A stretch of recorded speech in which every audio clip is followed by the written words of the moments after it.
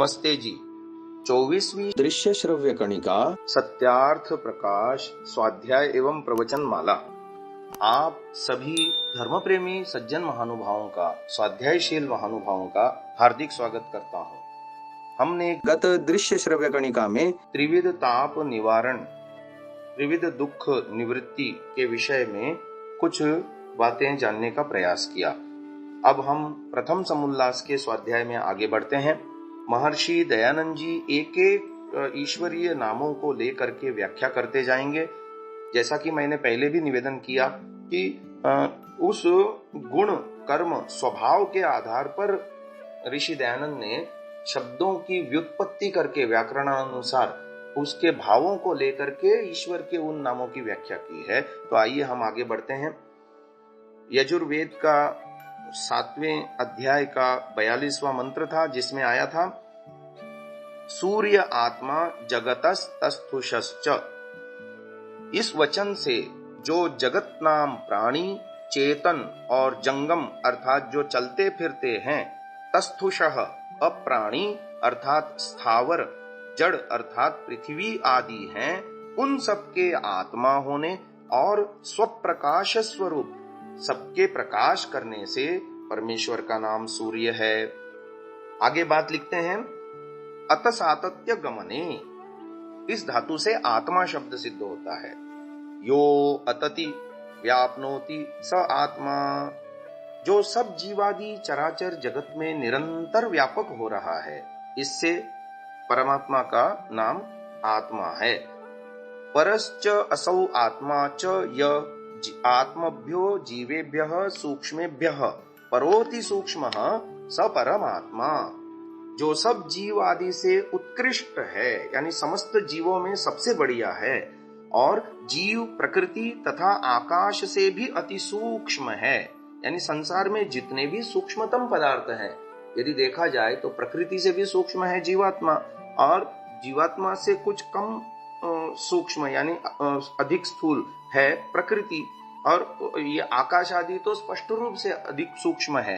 तो आकाश की दृष्टि से प्रकृति सूक्ष्म है, प्रकृति से भी जीवात्मा सूक्ष्म है। तो ये सूक्ष्मतम पदार्थों में भी परम अति सूक्ष्म है परमात्मा, और जो सब जीवों का अंतर्यामी आत्मा है, यानी सब में समाया हुआ है, इसलिए ईश्वर का नाम परम आत्मा है। परम शब्द हम केवल और केवल ईश्वर के साथ ही जोड़ सकते हैं। परम ज्ञानी, परम विद्या युक्त, परम आत्मा आदि आदि, ये शब्द अन्य किसी के साथ लागू नहीं हो सकता। आगे आते हैं, सामर्थ्य वाले का नाम ईश्वर है। यह ईश्वरेषु समर्थेषु परमः श्रेष्ठः स परमेश्वरः, जो ईश्वरों का ईश्वर अर्थात सामर्थ्यों में सामर्थ्य, जिसके तुल्य कोई न हो, उसका नाम परमेश्वर है।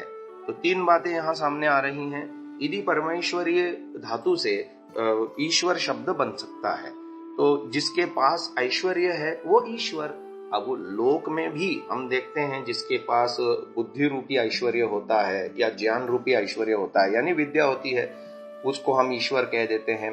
या जिसके पास बल होता है, शारीरिक स्वास्थ्य होता है, या जिसके पास धन संपत्ति होती है, सगे संबंधी अधिकार आदि होते हैं, अधिकार संपन्न होता है, वो सब ईश्वर ही तो हैं। लेकिन इन सभी ईश्वरों में जिसका सामर्थ्य सबसे अधिक, उसके तुल्य कोई भी नहीं, इसलिए ईश्वर को परम ईश्वर कहते हैं। यहां भी परम शब्द इसी अर्थ में आया कि उससे अधिक और कोई नहीं। तो महानुभाव, ये हम सत्यार्थ प्रकाश में एक एक शब्द को लेकर के, उसकी धातु प्रत्यय प्रक्रिया को लेकर के महर्षि दयानंद जी ने कितना सुंदर ईश्वर का विवेचन किया है। आगे शब्द आता है सविता। यह शब्द आध्यात्मिक जगत में बहुत ही प्रसिद्ध शब्द है। गायत्री मंत्र में भी यही आता है, और ऋषि दयानंद को जो सबसे अधिक प्रिय मंत्र था, उसका देवता भी सविता था। विश्वानि देव सवितर दुरितानि परासुवा, उसमें भी सविता शब्द आता है। तो सविता शब्द बड़ा महत्वपूर्ण है। उसकी उत्पत्ति प्रक्रिया बता रहे हैं व्याकरण के अनुसार। शुई अभिशवे शूंग प्राणी गर्भ विमोचने, इन धातुओं से सविता शब्द सिद्ध होता है।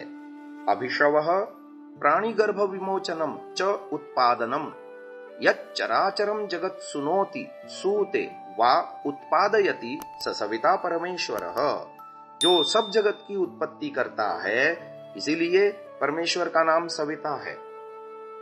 महानुभाव, सविता शब्द जो है बहुत ही, जैसा कि मैंने कहा, निरुक्तकार कहते हैं शु प्रेरणे से सविता शब्द बनता है। सविता सर्वस्य प्रसविता, ये निरुक्त में आया है। परमेश्वर सब जगत को उत्पन्न करके उसके प्रत्येक घटक को अपने अपने कार्य में प्रवृत्त करता तथा मनुष्य मात्र को शुभ कर्मों में प्रेरित करता है। ग्रंथकार ने अपने ग्रंथ में सविता शब्द से प्रायः उत्पादक तथा प्रेरक अर्थों को ही ग्रहण किया है। सविता पश्चात्तात्, सविता पुरस्तात्, सवितोत्तरात्, सविताधरात्तात्, सविता नः सुवतु सर्वतातिम, सविता नो रासन्ताम दीर्घमायुः। ये ऋग्वेद में मंत्र आया। दशम मंडल में 36वें सूक्त में 14वां मंत्र है ये। ऋग्वेद के इस मंत्र में सविता शब्द का प्रयोग सर्वत्र परमेश्वर के ही रूप में हुआ है, परमेश्वर के लिए ही हुआ है।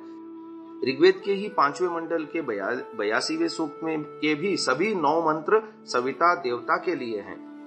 सखाय आ निषेदत, सविता स्तोम्यो नुनः, दाताराधांसि शुंभति।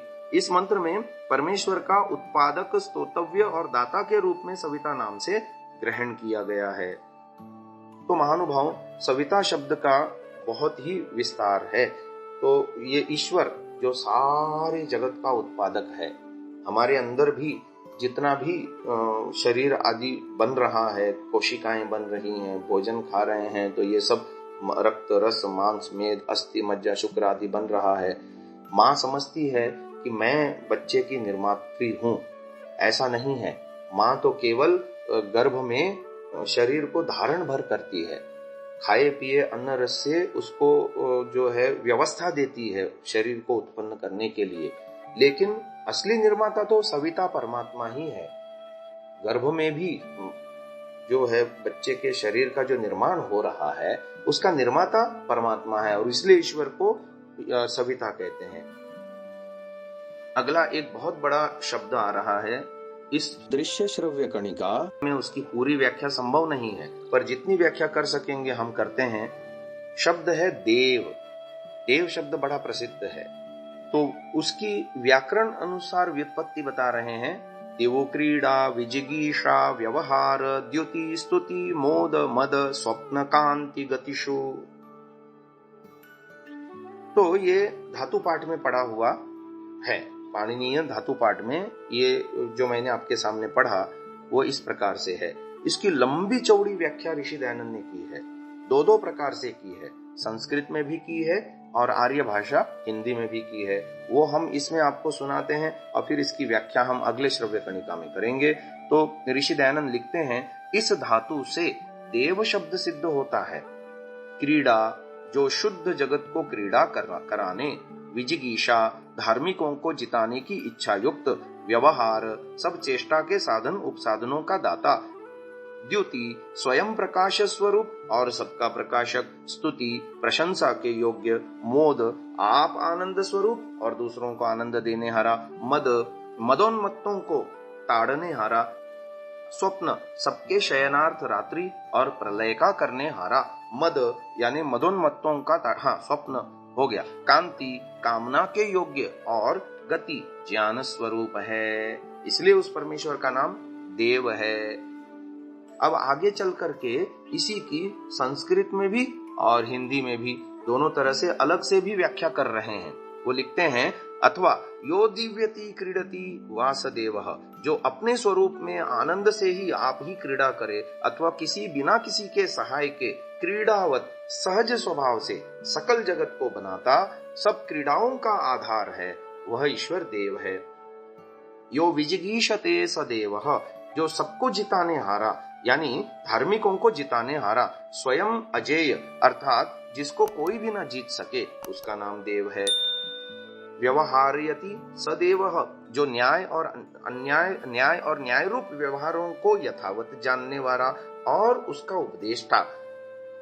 यश्चराचरम जगत द्योतयति सदेवः, जो सब चराचर जगत का प्रकाशक है, इससे ईश्वर का नाम देव है। यह स्तूयते सदेव, जो सब मनुष्यों की प्रशंसा के योग्य है, यानी मनुष्यों के द्वारा वो वही ईश्वर प्रशंसा के योग्य है, इसलिए ईश्वर का नाम देव है और निंदा के योग्य कभी ना हो। यो मोदयति सदेव, जो स्वयं आनंद स्वरूप दूसरों को आनंद कराता, जिसको दुख का लेश मात्र भी ना हो, वह देव है। यो माद्यति सदेव, जो सदा हर्षित शोक रहित है, दूसरों को हर्षित कराने हारा, दुखों से पृथक करने हारा है, वह देव है। यह स्वापयति सदेव, जो प्रलय समय अव्यक्त में सब जीवों को सुलाता है, इसलिए ईश्वर का नाम देव है। यह कामयते काम्यते वासदेव, जिसके सब सत्य काम और जिसकी प्राप्ति की कामना सब शिष्ट करते हैं, इसलिए वो देव है। यो गच्छति गम्यते वासदेव, जो सब में व्याप्त और जानने योग्य है, इसलिए उस परमेश्वर का नाम देव है। आज के लिए इतना ही। इसकी विशेष व्याख्या अगली दृश्य श्रव्य कणिका में करेंगे। इति ओम।